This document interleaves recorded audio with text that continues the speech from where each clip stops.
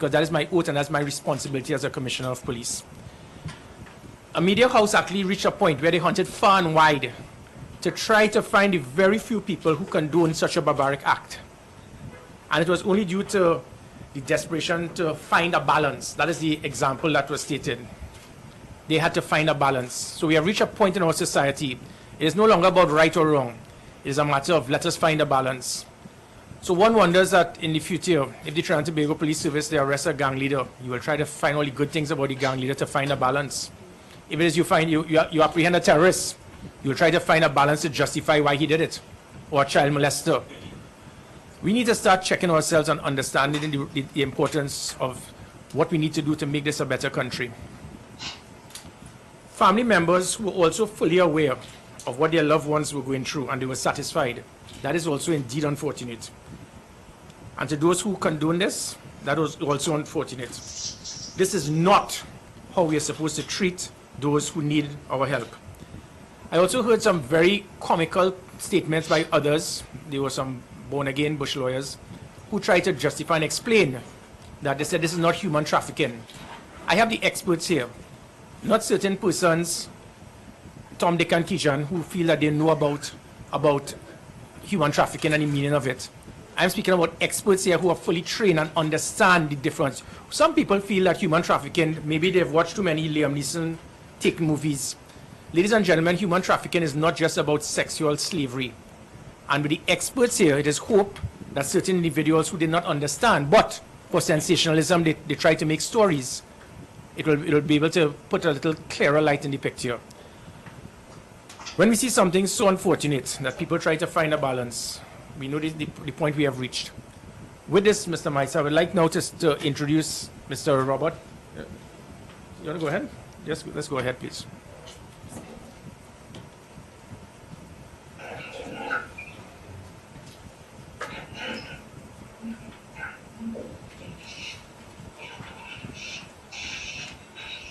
Ladies and gentlemen, we have the Assistant Special Agent in charge who was retired at the Los Angeles Field Office Criminal Division, Mr. Clark, who is recently retired. And he would have worked with, had several assignments with the FBI office in Los Angeles, where he was assigned in 2007. Mr. Clark has dedicated his 30 years career not to only serving and protecting, but demonstrating leadership in the development of innovative and proactive measures designed not only to address violent crime, but also to implement health, healing, restoration in those areas, neighborhoods, and communities afflicted by crime and violence. Ladies and gentlemen, we now introduce you Mr. Clark. Robert Clark. Good morning. Good day, everyone. I'm having a really hard time hearing you, but it's certainly my honor to be with you, Commissioner, and thank you for the opportunity to speak. As was shared with you, just very quickly, I was in charge of the Crimes Against Children's program for the FBI in Los Angeles, which had responsibility for the western part of the United States, as well as all the way out through the Southeast Asia and the Asia continent.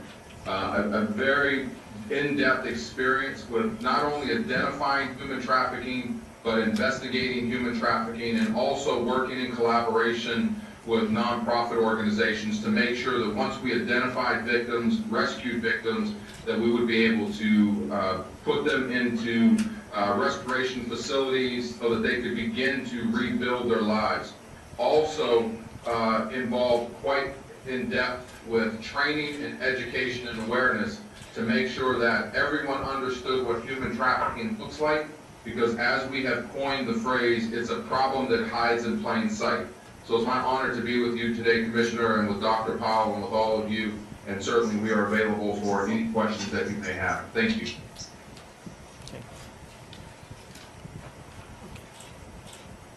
Mr. Clark, can you just give us a brief as to what you've seen pertaining to human trafficking of this nature in other countries and in relation to what you've seen in Trinidad and Tobago over the last few days, please? Yes, Commissioner, I will.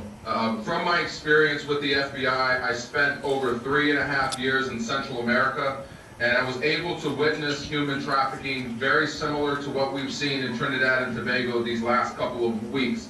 Over the last several months that I've been in Trinidad and Tobago, I have shared with my TTPS counterparts, as well as the NGO partners that we have, that the problem of human trafficking was pervasive in the country as it pertained to those who are facilitating human trafficking from an organized crime perspective, from a familial perspective, and certainly those who are coming over from Venezuela and how they would be subjected to human trafficking organizations, quite simply because it's a problem that hides in plain sight. Human trafficking victims are a replenishable resource, and it's unlike drugs and guns, which once those are seized, they are gone. Human trafficking victims can be used over and over and over again. And what we have seen these last weeks in Trinidad and Tobago is not unlike what we are seeing globally, both in the United States and around the world. And this also, you've seen, I think, pertaining to faith-based organizations being used as a front for this too, as well? Yes, Commissioner, there are a multitude of organizations that use their, what appears to be legitimate businesses or faith-based organizations or rescue organizations to facilitate human trafficking. Every day there are news stories that we read, that we're hearing about cases and investigations and rescue operations that are very similar to what we have seen in Trinidad and Tobago. Okay, thank you very much, Robert. So, you know, and members of the media, because we have heard recently even comments that said people have a right to do wrong, to do the right thing. That is utter nonsense. There was an actual editorial from the Express that stated that I do not understand that this is part of the rehabilitative process for recidivism. So the Express editorial is actually trying to state that someone comes out of a 12 by 12 foot prison and you rehabilitate them by putting them in a 6 by 6 foot prison. And to those who said I do not understand, my Masters of Science also includes recidivism. So I fully understand, and other people need to understand this is not a form of a rehabilitative process. What I would like to do, Mr. Meister, is also now to invite Ms. Powell. Please. Okay, and just a bit about Ms. Powell. Ms. Powell would have worked in the area of domestic human sex trafficking for approximately 9 years, and she gained her experience in the area as a sergeant within the Los Angeles Police Department in charge of the Vice Unit. Once retired, she became the head of the non-profit organization called Journey Out, known as the Mary Magdalene Project. And Journey Out would assist victims of human trafficking, and she would have assisted, that department would have assisted 1,000 victims with places to live, food, clothing, and from given the whole aspect of counseling and prosecution. So ladies and gentlemen, Ms. Stephanie Powell, welcome. Hello, can you hear me? Yes, yes, we can. Good afternoon. Outstanding. One thing that I would like to add to what Mr. Clark said is that it is hiding in plain sight, and that traffickers will prey on the vulnerable. And in this case, from what I have read, certainly these people were at risk when they entered this facility.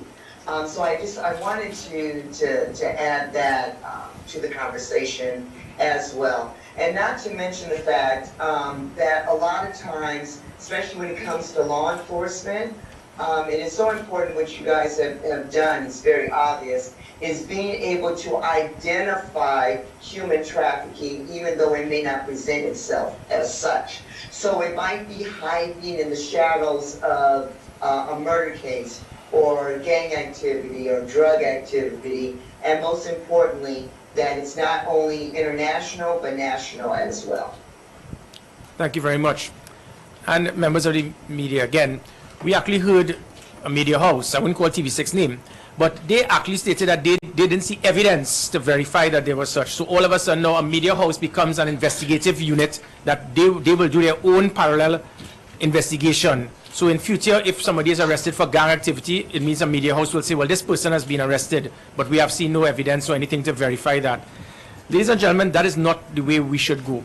I will ask now Mr. Chandler, head of legal, to explain that the Trinidad and Tobago Police Service, as much as we are very disappointed that certain individuals could try to turn a blind eye and try to put some degree of, to rationalize what we have seen.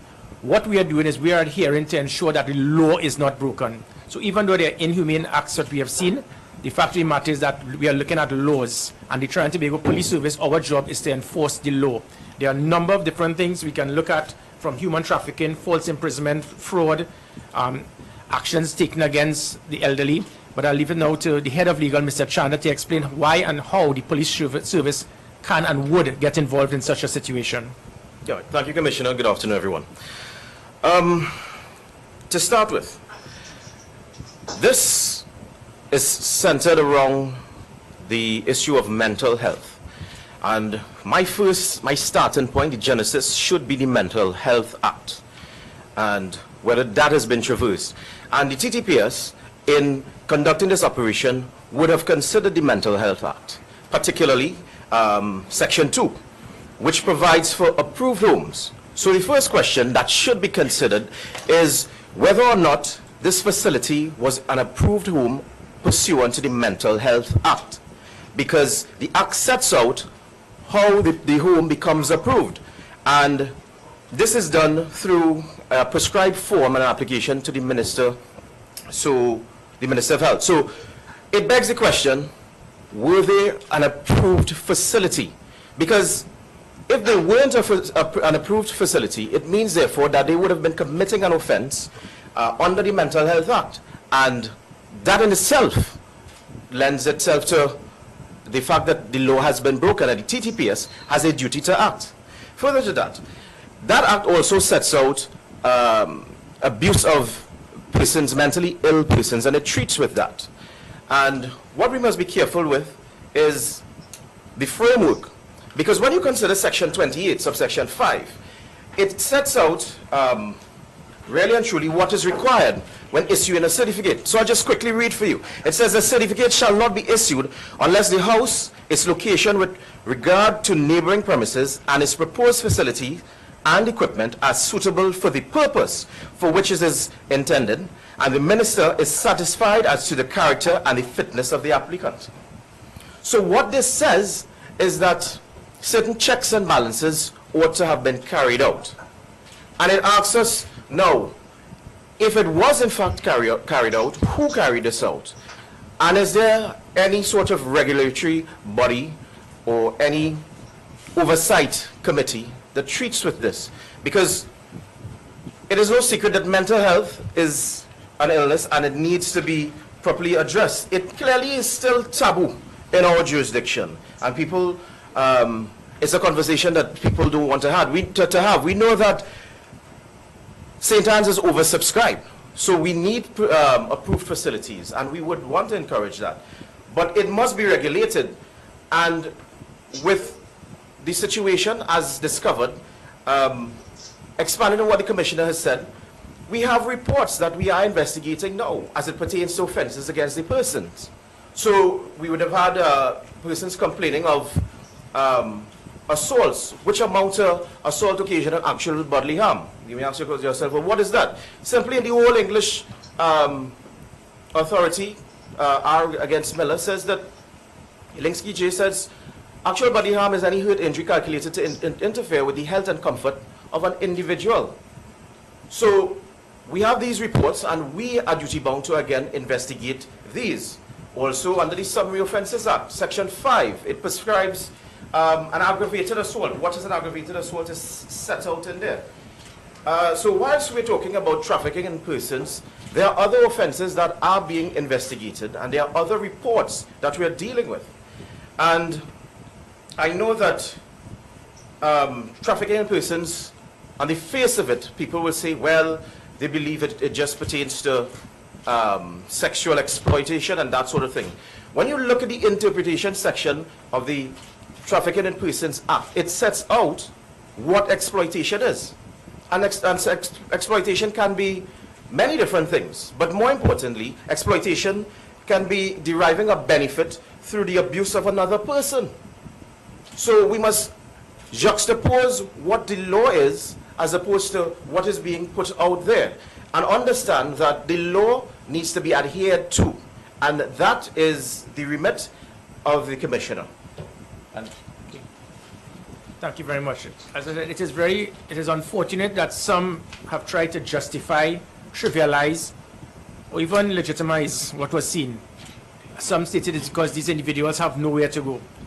You do not justify doing something wrong to get something right. That is not caring. This is not a banana republic. We have seen a situation where something may be wrong, and the job of the Trinidad and Tobago Police Service is to ensure that the law will be enforced. And to the persons who try to justify or trivialize this, I'm sure that those same individuals will not have placed their mother in that same institution. And I'm sure those same individuals that try to justify or trivialize this, they would be very fearful and will definitely not want to have their children place them there if, heaven forbid, they become an elderly person or someone who's mentally challenged. We must look in the mirror before we make decisions. I will now ask Dr. Rose. Dr. Jennifer Rose, a gerontologist by profession and the former director of the Division of Aging in the Ministry of Social Development and Family Service in the Republic of Trinidad and Tobago.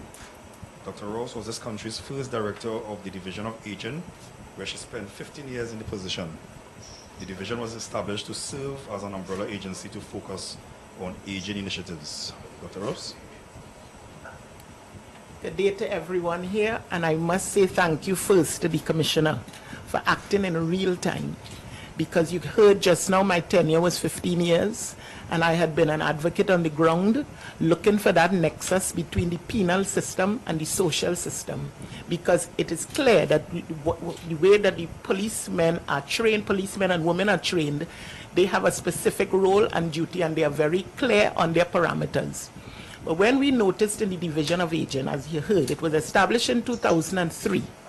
And with my coming in, because I was the first director, I recognized that aging at the time was a social issue, so that we had to hit the ground running and sensitize persons, sensitize and educate the public on this particular target group, which at the time was about 10% of the total population that is aged 60 years and over. With the last census, it measured 13.4% of the total population, which is about 177,000 plus persons that are 60 years and over. So we're talking about retirees here. But when we look at from 2010, when that last census was done, to now, 2019, we're looking at nearly 15% of the total population.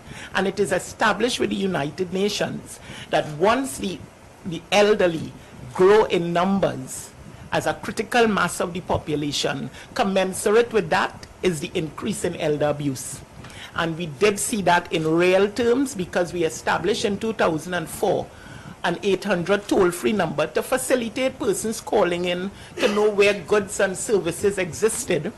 And that number, it was the Older Persons Information Center, 800 OPIC, to let persons know in the public they could call this number and just ask for information and so gathering for the elderly.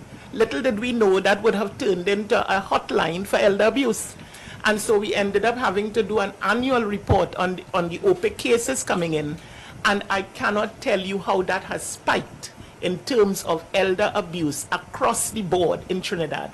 And the Commissioner made a very telling statement where there's this kind of facade that we hold up, that we care for our elderly, and oh Lord, you know, and it be seen at an emotional level. But what is on the underbelly, and is not underscored and not recorded in the measures that we are seeing, is that this social issue of aging has now morphed into an economic issue. Yes, part of that economic issue is that we have pensions and so from the government that is escalating and is now almost 4% of the GDP of the budget. But on the other side, what we are seeing is the abuse on elders because of their property. And so we are seeing where the family structure, which has changed from extended members in a family to now a nuclear single-headed households, and that burden, which is, I don't know how they came up with the burden of care, that never used to be. At a communal level, that never used to be. We just knew it was a duty of everyone in the household and the community, by extension, to take care of our elders. But now, with this economic drive and this work-life imbalance that we are seeing persons that you least expected can afford to place their seniors in the right care environment actually putting them, and I specifically use the word putting, and never going back to visit that older person. Sometimes they mail the check into the home. They do not visit. They don't care. That whole element of caring for your seniors is now almost out the window. And so the cliche is, yes, we need to care. But what we are seeing is that families have broken down and they are abrogating their right to what their duty and responsibilities are, because most of the seniors, and mind you, because of the life expectancy of the seniors now having extended, because in Trinidad and Tobago, the average life expectancy of the male is 78 years and the female is 81. So we have a whole group of centenarians who exceed over 150. Some of them are infirm. And some of the abuse that we are seeing is when even we get caregivers to go into the homes, in the residential homes in the community. Some are sexually abusing the infirm and bedridden. Some are just telling them who are in early stages of dementia